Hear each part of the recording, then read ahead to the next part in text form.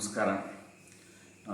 ಈ ದಿನ ವಾರದ ಮಾತಲ್ಲಿ ರಾಸಾಯನಿಕ ಕೃಷಿ, ಪರಿಸರ, ಅದರೊಟ್ಟಿಗೆ ಇರೋಂಥ ನೀರು, ಮಣ್ಣು, ನಮ್ಮ ಆರ್ಥಿಕ ಸ್ಥಿತಿ, ಇದ್ರ ಬಗ್ಗೆ ಒಂದಿಷ್ಟು ಆಲೋಚನೆ ಮಾಡ್ತಾ ಹೋಗೋಣ. ಇವತ್ತು ರಾಸಾಯನಿಕ ಕೃಷಿ ಬಳಕೆ ಹೆಚ್ಚಾಗ್ತಾ ಇರೋದ್ರಿಂದ ಒಂದು ಕಾರ್ಬನ್ ಡೈಆಕ್ಸೈಡ್ ಪ್ರಮಾಣ ಮತ್ತು ನೈಟ್ರೋಜನ್ ಆಕ್ಸೈಡ್ ಪ್ರಮಾಣ ಹೆಚ್ಚಾಗ್ತಾ ಹೋಗ್ತಾ ಗ್ಲೋಬಲ್ ವಾರ್ಮಿಂಗ್ ಹೆಚ್ಚಾಗ್ತಾ ಇದೆ. ಅದೆಲ್ಲರಿಗೂ ಗೊತ್ತಿರೋವಂಥದ್ದು. ಇಂದು ಸಹ ಅದ್ರ ಬಗ್ಗೆ ಚರ್ಚೆ ಮಾಡಿದ್ದೀವಿ. ಈಗ ಬಯಲುಸೀಮೆನಲ್ಲಿ ಒಂದು ಹೊಸ ಸಮಸ್ಯೆ ಸೃಷ್ಟಿಯಾಗ್ತಾ ಇದೆ. ಇವತ್ತು ಅಂತರ್ಜಲ ಪೂರ್ಣ ಪ್ರಮಾಣದಲ್ಲಿ ಕುಸಿದು ಹೋಗ್ತಾ ಇದೆ. ಮತ್ತು ಕೆರೆ, ಹಳ್ಳ ಕೊಳ್ಳಗಳು ಇಲ್ವೇ ಇಲ್ಲ ಬಿಡಿ, ಆದರೆ ಕೆರೆ ಕಟ್ಟೆಗಳಲ್ಲಿ ಇರೋಂಥ ನೀರು ಸಹ ಬೇಗ ಆವಿಯಾಗಿ ಹೋಗ್ತಾ ಇದೆ. ಹಾಗಾಗಿ ಅಂತರ್ಜಲದ ನೀರು ಮತ್ತು ಮಣ್ಣಿನ ಮೇಲ್ಭಾಗದಲ್ಲಿರೋಂಥ ನೀರು ಇವೆರಡೂ ಸಹ ಬೇಗ ಆವಿಯಾಗಿ ಹೋಗ್ತಾ ಇದೆ. ಅಂತರ್ಜಲ ಮರೆಯಾಗಿ ಹೋಗ್ತಾ ಇದೆ. ಇದು ಒಂದು ಸಮಸ್ಯೆ ಇದೇ ಥರಕ್ಕೆ ಸೃಷ್ಟಿಯಾದರೆ ಈಗಾಗಲೇ ಮುಂಗಾರು ಮಳೆಗಳು ಮುಗಿತಾ ಬಂದು ಈಗ ಮಲೆನಾಡಲ್ಲಿ ಯಥೇಚ್ಛವಾದಂಥ ಮಳೆ ಸುರಿದು ಅಲ್ಲಿ ಭೂಮಿ ತಂಪಾಗಿ ಮತ್ತು ಚಳಿಗಾಲದಲ್ಲಿ ಕ್ಲೇಶಾಕರ್ಷಕ ಫೋರ್ಸಲ್ಲಿ ನೀರು ಉಕ್ಕಬೇಕಿತ್ತು. ಆ ಉಕ್ಕಂಥ ಕ್ರಿಯೆಗೆ ನೀರೇ ಮಣ್ಣಿಗೆ ಹಿಂಗಿಲ್ಲ ಅಂತ ಆದಾಗ ನೀರು ಉಕ್ಕಂಥ ಕ್ರಿಯೆನೂ ಮುಂದೆ ಆಗಲಾರದು. ಆ ಕಾರಣಕ್ಕಾಗಿ ಇವತ್ತು ನದಿಗಳು ಇರ್ಬೋದು ತುಂಬಿ ಹರಿಯೋದಕ್ಕೆ ಸಾಧ್ಯತೆಯೇ ಇಲ್ಲ. ಇಷ್ಟೊತ್ತಿಗೆಲ್ಲ ಡ್ಯಾಮ್ಗಳು ತುಂಬಬೇಕಿತ್ತು, ತುಂಬಿಲ್ಲ. ಕೆರೆ ಕಟ್ಟೆಗಳು ತುಂಬಬೇಕಿತ್ತು, ತುಂಬಿಲ್ಲ. ಬಯಲುಸೀಮೆನಲ್ಲಿ ಮಳೆನೇ ಇಲ್ಲ ಅಂತ ಆದಮೇಲೆ ಇನ್ನು ನೀರಿನ ಪ್ರಮಾಣ ಮುಂದಿನ ಭವಿಷ್ಯದಲ್ಲಿ ದೊಡ್ಡ ಪೆಟ್ಟು ಬೀಳುತ್ತೆ ಅಂತೇಳಿ ಮುನ್ಸೂಚನೆ ಗೊತ್ತಾಗ್ತಾ ಇದೆ. ಇದು ಒಂದಾದರೆ, ಇವತ್ತು ನಾವು ರಾಸಾಯನಿಕನ ಸುಮಾರು 150 ಮೆಟ್ರಿಕ್ ಟನ್ಗಿಂತ ಹೆಚ್ಚು ವಿಷನ ಮಣ್ಣಿಗೆ ಸೇರಿಸ್ತಾ ಇದ್ದೀವಿ ಭಾರತದಲ್ಲಿ. ಇಷ್ಟು ದೊಡ್ಡ ಪ್ರಮಾಣದ ವಿಷ ಮಣ್ಣಿಗೆ ಹೋಗ್ತಾ ಇರೋದ್ರಿಂದ ಮಣ್ಣಿನಲ್ಲಿ ಸಡಿಲತೆ ಸೃಷ್ಟಿಯಾಗ್ತಾ ಇದೆ. ಮಣ್ಣಿನ ಕಣಗಳು ಬಿಗಿಯಾಗಿ ಕೂರ್ತಾ ಇಲ್ಲ, ಒಂದು ಗ್ರಿಪ್ಪಾಗಿ ಕೂರ್ತಾ ಇಲ್ಲ, ಅಂಟಿನ ದ್ರವ್ಯ ಕಡಿಮೆ ಆಗ್ತಾ ಇದೆ. ಇವೆಲ್ಲ ಕಾರಣದಿಂದ ಮಣ್ಣಿನ ಕಣಗಳು ಬಿಡಿಯಾಗಿ ಮರಳಿನ ಕಣಗಳು ರೂಪ ಪಡಿತಾ ಇರೋದ್ರಿಂದ ಭವಿಷ್ಯದಲ್ಲಿ ಅತಿ ಹೆಚ್ಚು ಕೆಮಿಕಲ್ ನಾವು ಬಳಸಿದ್ದೇ ಆದರೆ ಬಹುತೇಕ ಎಲ್ಲ ಫಲವತ್ತತೆ ಭೂಮಿ ಮರಳುಗಾಡಾಗಿ ಪರಿವರ್ತನೆ ಆಗೋಂಥ ಅವಕಾಶಗಳು ಹೆಚ್ಚಿದೆ ಅಂತೇಳಿ ಈಗಾಗಲೇ ವರದಿಗಳು ಬರ್ತಾ ಇದ್ದಾವೆ. ಈ ಎಚ್ಚರಿಕೆ ಇದ್ರೂ ನಮ್ಮ ಕೃಷಿಕರು ಯಾಕೆ ಇನ್ನೂ ಕೆಮಿಕಲ್ನ ಬಳಸ್ತಾ ನಾವು ಸಾವಯವದ ಕಡೆಗೋ ಅಥವಾ ನೈಸರ್ಗಿಕ ಕೃಷಿ ಕಡೆಗೆ ಯಾಕೆ ಮುಖ ಮಾಡ್ತಾ ಇಲ್ಲ ಅನ್ನೋದು ಒಂದು ದೊಡ್ಡ ಪ್ರಶ್ನೆಯಾಗಿದೆ. ಇವತ್ತು ಸಾಕಷ್ಟು ಪ್ರಯತ್ನಗಳು ಆಗ್ತಾ ಇದೆ.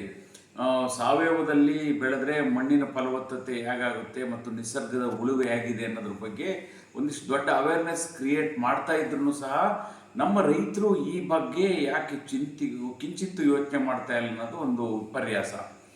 ಕೆಲವು ಕಾರ್ಯಕ್ರಮಗಳಲ್ಲಿ ನಾನು ಅಬ್ಸರ್ವ್ ಮಾಡಿರೋ ಪ್ರಕಾರಕ್ಕೆ ಒಂದು ಕೆಮಿಕಲ್ ಫಾರ್ಮಿಂಗ್ ವಿರೋಧವಾಗಿ ನಾವು ನೈಸರ್ಗಿಕ ಕೃಷಿ ಮತ್ತು ಸಾವಯವ ಕೃಷಿಯಿಂದ ಆಗೋಂಥ ಉಪಯೋಗಗಳ ಬಗ್ಗೆ ನಾವು ಹೇಳಿದ್ರು ಆ ಗಳಿಗೆನಲ್ಲಿ ಅದನ್ನು ಒಪ್ಕೊಂಡು ಇದು ನಮಗೆ ಮಾಡೋಕ್ಕೆ ಸಾಧ್ಯನಾ, ಇದು ಸಾಧ್ಯ ಇಲ್ಲದ ಕೆಲಸ ಅಂಥೇಳಿ ಮತ್ತೆ ತಕ್ಷಣವೇ ಪ್ರತಿಕ್ರಿಯೆ ಕೊಡ್ತಾರೆ.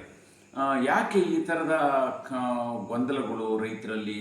ಇದು ಹೋಗಲಾಡಬೇಕು ಅಂತಂದರೆ ಇವತ್ತು ಸರ್ಕಾರಗಳು ಇದಕ್ಕೆ ಪರಿಪೂರ್ಣವಾದಂಥ ಬೆಂಬಲಕ್ಕೆ ಬರಬೇಕಾಗಿದೆ. ಇವತ್ತು ರೈತರ ಬೆಂಬಲಕ್ಕೆ ಬಂದು ಸಾವಯವ ಕೃಷಿ ಕಡೆಗೆ ಅಥವಾ ನೈಸರ್ಗಿಕ ಕೃಷಿ ಕಡೆಗೆ ಮುಖ ಮಾಡೋಂಥವ್ರಿಗೆ ಒಂದಿಷ್ಟು ಪ್ರೋತ್ಸಾಹ, ಒಂದು 4 ವರ್ಷ 5 ವರ್ಷ ಪ್ರೋತ್ಸಾಹ ಕೊಟ್ಟರೆ ರೈತರುಗಳು ಸಾವಯವಕ್ಕೆ ಪರಿವರ್ತನೆ ಆಗೋದಕ್ಕೆ ಅವಕಾಶ ಇದೆ ಅಂತೇಳಿ ನಾವು ಭಾವಿಸಿದ್ದೀವಿ ಇದುವರೆಗೂ. ಯಾಕೆಂದರೆ ನಾವು ಯಾವುದೇ ಒಂದು ಒಳ್ಳೆಯ ಕಾರ್ಯಕ್ರಮ ಮಾಡ್ತೀವಿ ಅಂತಂದರೆ ಇಲ್ಲಿ ನಾವು ರೈತರನ್ನ ಒಗ್ಗೂಡ್ಸಕ್ಕೆ ಹೋದಂಥ ಸಂದರ್ಭದಲ್ಲಿ ನಮಗೇನು ಬೆನಿಫಿಟ್ ಇದೆ, ಇದರಲ್ಲಿ ನಮಗೇನಾದ್ರು ಕೊಡ್ತೀರಾ, ಈ ಥರ ಕೇಳ್ತಾರೆ. ಯಾಕೆಂತಂದರೆ ಸರ್ಕಾರಗಳು 1000ದಿಂದ 10,000 ತನಕ ಒಂದಿಷ್ಟು ಸಬ್ಸಿಡಿಗಳು, ಸಹಾಯಧನಗಳು, ಪ್ರೋತ್ಸಾಹಧನ ಈ ಥರದನ್ನು ಕೊಟ್ಟು ಕಲಿಸಿರೋದ್ರಿಂದ ನಾವು ಒಂದಿಷ್ಟು ಸಾರ್ವಜನಿಕವಾಗಿ ಒಂದು ಅವೇರ್ನೆಸ್ ಪ್ರೋಗ್ರಾಮ್ ಮಾಡೋಣ ಅಂತೇಳಿ ಹೊರಟ್ರೆ ನಮಗೆ ಇದರಿಂದ ಲಾಭ ಏನು, ನಮಗೇನಾದ್ರು ಸಿಗುತ್ತಾ, ಇದರಲ್ಲಿ ದುಡ್ಡೇನಾದ್ರು ಸಿಗುತ್ತಾ, ನೀವು ದುಡ್ಡು ಕೊಡ್ತೀರಾ, ಈ ಥರದ ಪ್ರಶ್ನೆಗಳನ್ನು ಕೇಳ್ತಾರೆ. ಇದು ಎಷ್ಟು ನಾಚಿಕೆಗೇಡಿನ ವಿಚಾರ ಅಂತಂದರೆ, ಯಾಕೆಂತಂದರೆ ಇದ್ರ ಬಗ್ಗೆ ನನ್ನ ಬದುಕಿದೆ, ಕೃಷಿನಲ್ಲೇ ನಾನು ಬದುಕಿದೆ ಅಂತಂದಾಗ ಕೃಷಿನ ಯಾಕೆ ಆರೋಗ್ಯಪೂರ್ಣವಾಗಿ ಮಾಡ್ಕೊಳ್ಳೋದಕ್ಕೆ ನಮ್ಮ ಜನ ಮುಂದೆ ಬರ್ತಾ ಇಲ್ಲ ಅನ್ನೋದು ಒಂದು ಯಕ್ಷ ಪ್ರಶ್ನೆ ಆಗಿದೆ. ಆ ಕಾರಣಕ್ಕಾಗಿ ನಾವು ಇವತ್ತು ಸಾವಯವ ಕೃಷಿ ಅಥವಾ ನೈಸರ್ಗಿಕ ಕೃಷಿ ಕಡೆಗೆ ನಾವು ಬಂದರೆ ಆದಂಥ ಬೆನಿಫಿಟ್ ಏನು ಮುಂದಾಗಂಥ ಬೆನಿಫಿಟ್ಗಳು ಏನು ಅಂತೇಳಿ ನಾವು ನೋಡ್ತಾ ಹೋದರೆ, ಈಗ ನೋಡಿ, ರಾಸಾಯನಿಕನ ಸುಮಾರು 150 ಮೆಟ್ರಿಕ್ ಟನ್ಗಿಂತ ಹೆಚ್ಚು ವಿಷನ ನಾವು ಮಣ್ಣಿಗೆ ಸೇರಿಸ್ತಾ ಇರೋದ್ರಿಂದ ಮಣ್ಣು ವಿಷವಾಗಿದೆ. ಜೊತೆಯಲ್ಲಿ ಆ ಮಣ್ಣು ಸಡಿಲವಾಗಿರೋದ್ರಿಂದ ಭವಿಷ್ಯದಲ್ಲಿ ಅಂತರ್ಜಲನೇ ಬಸ್ತು ಹೋದರೆ, ಅಥವಾ ಮೇಲ್ಮಣ್ಣಿನ ಪದರಿನಲ್ಲಿರೋಂಥ ಮಣ್ಣು ಬೇಗ ಆವಿಯಾಗಿ ಹೋದರೆ ನೀರು ಎಲ್ಲಿಂದ ಸಿಗುತ್ತೆ ನಮ್ಮ ಕೃಷಿಗೆ? ಹಾಗಾಗಿ ಈಗ ಮಳೆಗಾಲದಲ್ಲೇ ಬಯಲುಸೀಮೆನಲ್ಲಿ ಬಹುತೇಕ ಚಿತ್ರದುರ್ಗ, ಹಿರಿಯೂರು ಆ ಭಾಗದಲ್ಲಿ ಅಡಿಕೆ ಗಿಡಗಳು ಒಣಗೋಗಿದೆ. ಬಯಲುಸೀಮೆನಲ್ಲಿ ಕಡೂರು ಇರ್ಬೋದು, ಚಿತ್ರದುರ್ಗ, ದಾವಣಗೆರೆ ಈ ಭಾಗದಲ್ಲಿ ಅಳ್ಳುಕಟ್ಟಿತ್ತಲ್ಲ, ಅಳ್ಳುಕಟ್ಟಿದ್ರೆ ಅದನ್ನು ತಡ್ಕೊಳ್ಳೋ ಶಕ್ತಿನೇ ಇಲ್ಲದೇ ಇರೋ ಕಾರಣಕ್ಕಾಗಿ, ವಾತಾವರಣದಲ್ಲಿ ಹೆಚ್ಚು ಶಾಖ ಇರೋ ಕಾರಣಕ್ಕಾಗಿ ಹಳ್ಳು ಉದುರ್ತಾ ಇದೆ. ಕೆಲವು ಕಡೆ 30% ಹಳ್ಳು ಉದಿರೋಂಥ ನಿದರ್ಶನಗಳು ಇದ್ದಾವೆ, ಕೆಲವು ಕಡೆ 10% ಉದಿರೋಂಥ ನಿದರ್ಶನಗಳು ಇದ್ದಾವೆ. ಆ ಕಾರಣಕ್ಕಾಗಿ ಇವತ್ತು ನಾವು ರಾಸಾಯನಿಕ ಕೃಷಿನ ಬಿಟ್ಟು ಸಾವಯವ ಕೃಷಿ ಕಡೆಗೆ ಗಮನ ಕೊಡಲೇಬೇಕಾದಂಥ ಅನಿವಾರ್ಯತೆ ಈಗ ಬಂದು ಒದಗಿದೆ. ಇವತ್ತು ಮಲೆನಾಡಲ್ಲಿ ಕಾಫಿ ಯಥೇಚ್ಛವಾದಂಥ ಮಳೆ, ಒಂದು ವಾರದಿಂದ ಮಳೆ ಬಂತು. ಈ ಒಂದು ವಾರದ ಮಳೆಗೇ ಇವತ್ತು ಕಾಫಿನಲ್ಲಿ ಮತ್ತು ಕಾಫಿ ಬೆಳೆ ಮತ್ತು ಮೆಣಸಿನ ಬೆಳೆಯಲ್ಲಿ ಕೊಳೆ ರೋಗ ಕಾಣಿಸ್ತಾ ಇದೆ. ಕಾಯೆಲ್ಲ ಕಪ್ಪಗಾಗಿರೋಂಥ, ಈಚುಗಳು ಕಪ್ಪಾಗಿರೋಂಥ ನಿದರ್ಶನಗಳು ನಮ್ಮ ರೈತರು ಬಹುತೇಕರು ಈಗಾಗಲೇ ವ್ಯಕ್ತಪಡಿಸ್ತಾ ಇದ್ದಾರೆ.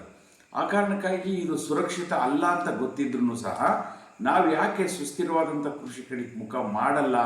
ಈ ಬಗ್ಗೆ ಒಂದಿಷ್ಟು ಕಿಂಚಿತ್ತು ಯೋಚನೆ ಮಾಡಬೇಕಾದಂಥ ಅನಿವಾರ್ಯತೆ ಇದೆ.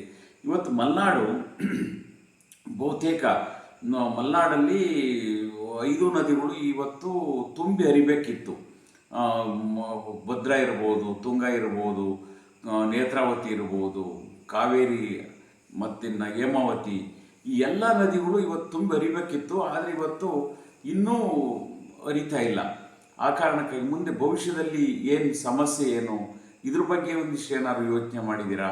ಹಾಗಾಗಿ ಅದಕ್ಕೆ ಸರ್ಕಾರಗಳು ಈ ನಿಟ್ಟಿನಲ್ಲಿ ಕೃಷಿ ಇಲಾಖೆ, ತೋಟಗಾರಿಕೆ ಇಲಾಖೆ, ಕಾಫಿ ಬೋರ್ಡು, ಮತ್ತಿನ್ನು ಅರಣ್ಯ ಇಲಾಖೆ, ರೇಷ್ಮೆ ಇಲಾಖೆ, ಇಷ್ಟು ವ್ಯಾಪಕವಾಗಿ ಅನೇಕ ಕೃಷಿ ಸಂಬಂಧಿತ ಇಲಾಖೆಗಳು ಇರೋದ್ರಿಂದ ಅವೆಲ್ಲವನ್ನು ಒಗ್ಗೂಡಿಸಿ ಒಂದಿಷ್ಟು ಸುಸ್ಥಿರ ಕೃಷಿ ಕಡೆಗೆ ನಾವು ಹೇಗೆ ಹೋಗ್ಬೋದು ಅನ್ನೋದ್ರ ಬಗ್ಗೆ ಒಂದಿಷ್ಟು ಜಾಗೃತಿ ಮೂಡಿಸೋ ಅಂಥ ಕೆಲಸ.